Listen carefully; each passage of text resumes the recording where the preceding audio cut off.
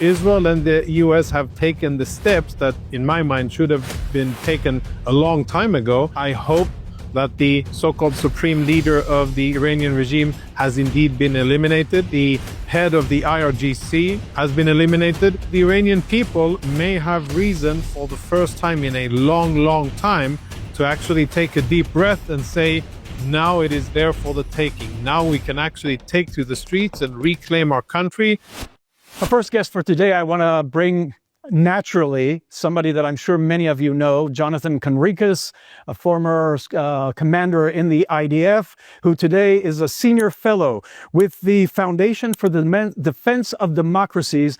That is so appropriate at the moment because this war is in the defense of democracies. And many of you also know him as a former international press spokesperson for the IDF, for the Israel military. Jonathan, thank you for joining us. And as I said, you're part of that organization, and that's what we're in the midst of right now.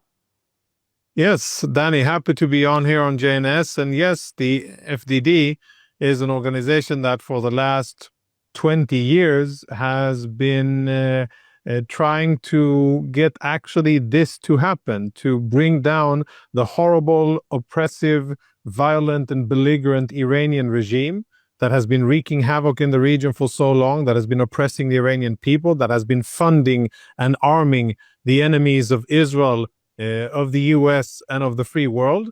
And finally, we can see that Israel and the US have taken the steps that, in my mind, should have been taken a long time ago, and have turned the tables on the Iranian regime and are now applying the pressure on the Iranian regime.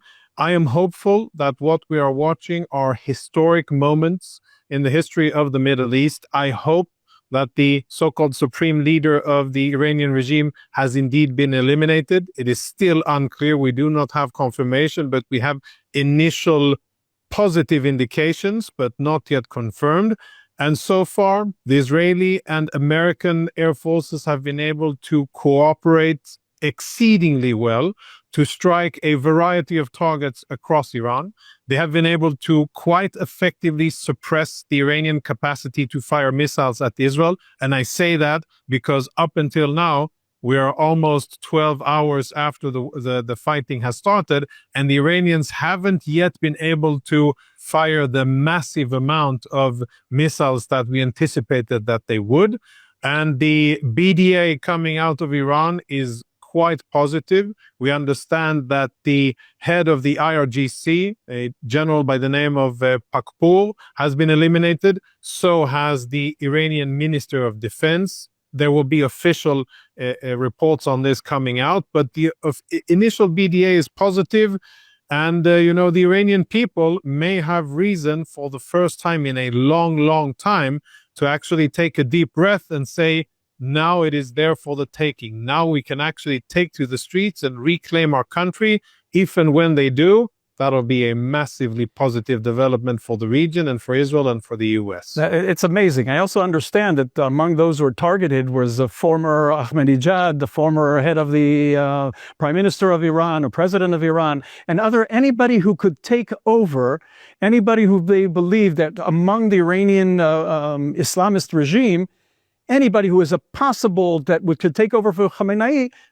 Apparently, they were targeted. We still don't know if it's confirmed that they are, we've been able to take them out, but it's clear that we're taking out anything that could be the continuation of this regime. Yeah, that's exactly so. And this is, the plan here, the Operation Roaring Lion or Epic Fury. It's a result of months, one would say years of intel work, but definitely months and weeks of preparation, of simulations, of training and preparation done jointly, the US and Israel. And the results so far, they look positive. And you can say that the intel here has been quite correct. It's, of course, difficult because the Iranian regime knew this was in the making, so it took defensive steps in order to protect itself and to ensure continuity of the regime. We know that the Supreme Leader, based on media reports, had contingencies in place who he would nominate as caretaker. But, then there's the symbolism. For the Iranian regime to have the so-called Supreme Leader eliminated, that is a tremendous blow to prestige, to esprit de corps, to the fighting spirit, and to the cohesion of all of the oppressive forces of the regime. And it will be very significant tailwind for the Iranian people, because if that symbol has indeed been eliminated, then that means that the regime will be in disarray. And, now the pressure is on the Iranian regime. They need to prove in a live public statement, not something recorded from weeks ago, but really in a live appearance by the so-called Supreme Leader, that he is indeed alive. Anything less than that, I'm not entirely sure that it will be convincing enough to, keep things at bay inside Iran. There have been attacks against the region, not only against Israel, against the Arab countries around. What they're saying in Israel is this is an indication that the Iranian regime is hysteric and is trying in every way to break down the alliance and bring other elements in there, hoping that they will stop this. But this is very much of an indication of what has happened to them at the moment. And this is what we can understand, that they are probably not only in dismay, but falling apart. Yeah, I think it's too early to say that they would be falling apart, but I think it's definitely a surprise that the Iranian regime opted to attack different Arab countries in the region so quickly. We've seen strikes, Iranian missiles hit in Kuwait, Jordan, Saudi Arabia, Bahrain, Qatar, the UAE, and that is surprising, because that's something that we thought would be reserved for more advanced stages of the fighting. And I agree that it insinuates or lends to the conclusion that they are indeed panicking. I'm not sure how, they obviously think, the Iranians, that by firing at these Arab countries that will apply pressure on the US. I'm not sure that's going to work. And it may even, generate a response by the Saudis and the Emiratis. Both of those countries have capable air forces, at least in terms of tech. We don't know in terms of the skills of the pilot and the leadership and intel, but they'll have the ability to strike back. And if the Iranians fire missiles at these countries, then of course they should anticipate that there will be some kind of a response. But early stages, surprised that the Iranians, A, have not been able to fire more missiles at Israel, and I'm of course very thankful for that. B, that they so early opted to fire missiles at Arab countries, and C, that they have not yet, at least so far as what we know, been able to cause any damage or closure to the Strait of Hormuz, the traffic there. We know that that is an important strategic choke point. We know that the Iranians have plans to do it, but we also know that the US and Israel have focused a lot of resources and assets in order to mitigate that threat. So far, a lot of challenges for the Iranian regime, a lot of real good achievements for Israel and the US and the free world. I don't want to jump too much into the future, but we know the goal of all this is to have regime change in Iran, and hopefully Iran will go on a positive direction. In your foundation, as you mentioned, you were working on this, defense of democracies. Do you anticipate, from what you've been involved with up until now, do we expect Iran to go into a positive, I would say, Western direction? Yeah, so we at the FDD, we have a number of Iranian specialists, real Iranians who speak Farsi and who grew up in Iran, who know the society very well. And I would say, based on what I've heard these experts speak about, I think the chances of this specific regime making that kind of move, the likelihood is very low. I think the bottom line here is that, this is a regime that will fight for its very existence until it cannot fight anymore, even if it means bad things for Iran as a nation.